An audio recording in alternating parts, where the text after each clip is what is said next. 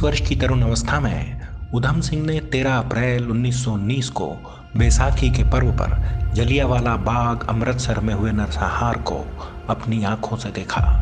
सबके जाने के बाद रात में वे वहां गए और रक्त रंजित मिट्टी माथे से लगाकर इस कांड के खलनायकों से बदला लेने की प्रतिज्ञा की। कुछ दिन उन्होंने अमृतसर में एक दुकान भी चलाई। उसके फलक पर उन्होंने अपना नाम राम मोहम्मद सिंह आज़ाद लिखवाया था। इससे स्पष्ट है कि वे स्वतंत्रता के लिए सब धर्म वालों का सहयोग चाहते थे। उधम सिंह अपना संकल्प पूरा करने हेतु अफ्रीका से अमेरिका होते हुए 1923 में इंग्लैंड पहुंच गए।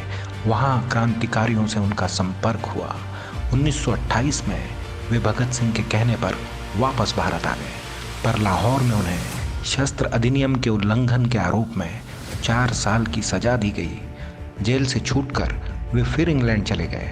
तब तक जलियांवाला बाग में गोली चलाने वाला जनरल डायर अनेक शारीरिक व मानसिक रोगों से ग्रस्त होकर 23 जुलाई 1927 को आत्महत्या कर चुका था। पर जनरल डायर को उस हत्याकांड के लिए उकसाने वाला पंजाब का तत्कालीन गवर्नर माइकल ओ ड्वायर अभी जीवित था। 13 मार्च 1940 को वह शुभ दिन आ गया जिस दिन उधम सिंह को अपना संकल्प पूरा करने का अवसर मिला। इंग्लैंड की राजधानी लंदन के किंगस्टन हॉल में एक सभा होने वाली थी। इसमें जलियांवाला बाग कांड के 2 खलनायक सर माइकल ओ ड्वायर तथा भारत के तत्कालीन secretary of state Lord Zetland आने वाले थे।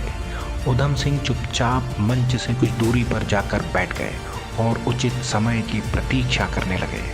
माइकल ओ ड्वायर ने अपने भाषण में भारत के विरुद्ध बहुत विश्वमन किया। भाषण पूरा होते ही उधम सिंह ने गोली चला दी और ड्वायर वहीं ढेर हो गया। पर लॉर्ड जेटलैंड का भाग्य अच्छा था, वह घायल होकर ही रह गया।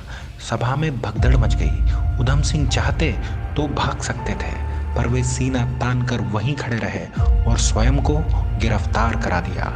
न्यायालय में वीर उधम सिंह ने आरोपों को स्वीकार करते हुए स्पष्ट कहा कि मैं पिछले 21 साल से प्रतिशोध की आग में जल रहा था। माइकल ओ ड्वायर और जेटलैंड मेरे देश भारत की आत्मा को कुचलना चाहते थे।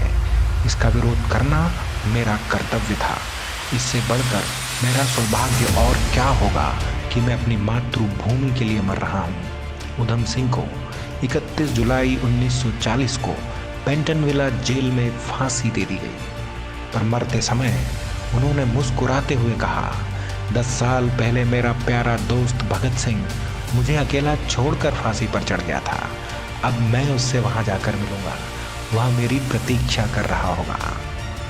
ऐसे थे वीर उधम सिंह और ऐसा था उनका संकल्प, दृढ़ संकल्प।